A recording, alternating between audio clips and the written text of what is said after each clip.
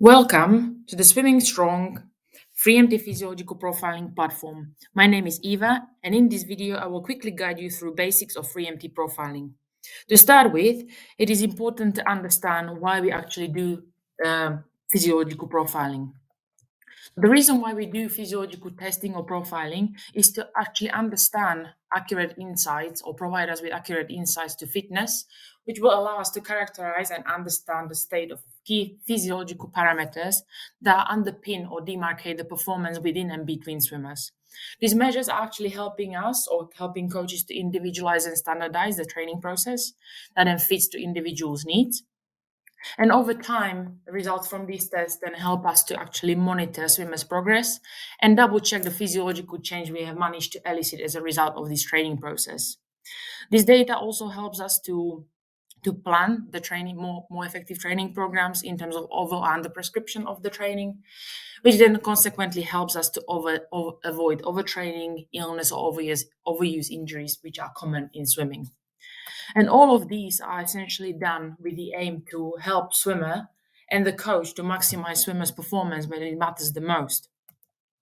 So in terms of the physiological profiling, when we look at what includes good physiological profiling, we are looking at the validity of the test, reliability of the test, and practicality of the test. In terms of the validity, we are looking for the test that is measuring what it's supposed to measure with the good accuracy and precision.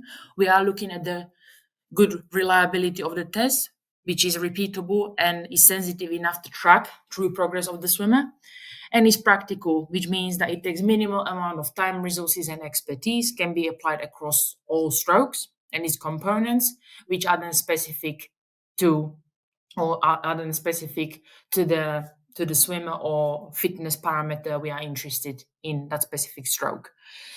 We are also looking for the tests that can be applied on a regular basis, for example, at the end of each training cycle, which then allows us to understand the change we have managed to elicit and also re-prescribe this fresh training stimulus for the following cycle. However, there are several problems associated with good physiological profiling in swimming, and those are associated with technological and environmental constraints, which are associated with aquatic environment the swimming is performed in. Then there is multidisciplinary nature of swimming associated with multiple strokes and events the swimming is swum in.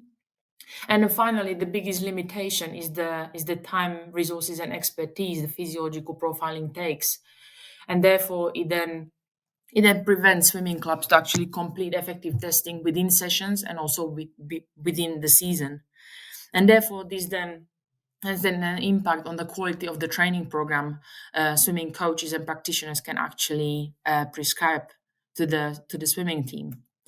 And so at Swimming Strong, we are aiming to develop a physiological profiling system that considers these constraints and also considers validity, reliability, and practicality. So this system can be truly effective, repeatable, and mainly impactful for the swimmer and coach. And so at Swimming Strong, we came with a solution for the swimming community, and that solution for us is a 3-minute all-out testing protocol. In terms of the validity, the 3-minute all-out test is allowing us to actually derive complex parameters describing complex physiology of the swimmer, and compared to other traditional methods, has a great validity. In terms of the reliability, it has excellent reliability and repeatability. And finally, in terms of the practicality, it's highly time-efficient test which requires minimal resources, time, and expertise, and can be utilized or performed only with a stopwatch. This test has been applied across multiple strokes and also its components, which is giving us more insight into specifics of the physiology of different strokes and its components. And finally, it can be repeated on a regular basis to check desired changes and also re-prescribe the fresh training stimulus for each swimmer. In terms of how the 3-minute all-out test looks, briefly, we will cover this in another video, but briefly, 3-minute all-out test is performed as the test says all out from the beginning. The swimmer reaches their peak speed, and then as they are going all out, the ability to maintain the speed is declining. Therefore, we are able to monitor how they are depleting their battery or anaerobic capacity. And at the end of the test, the speed levels off, and therefore the highest speed the swimmer is able to maintain is the anaerobic threshold or critical speed, we call it at swimming strong. And therefore, the test can actually allow us to understand aerobic, anaerobic, and ATP PCR system in a simple but complex way. In terms of the parameters, the free MT system provides, as we are also collecting 10, 10, and 5 meter splits within each 25 meters, and also stroke rates within each 25 meters, it provides us with the following data.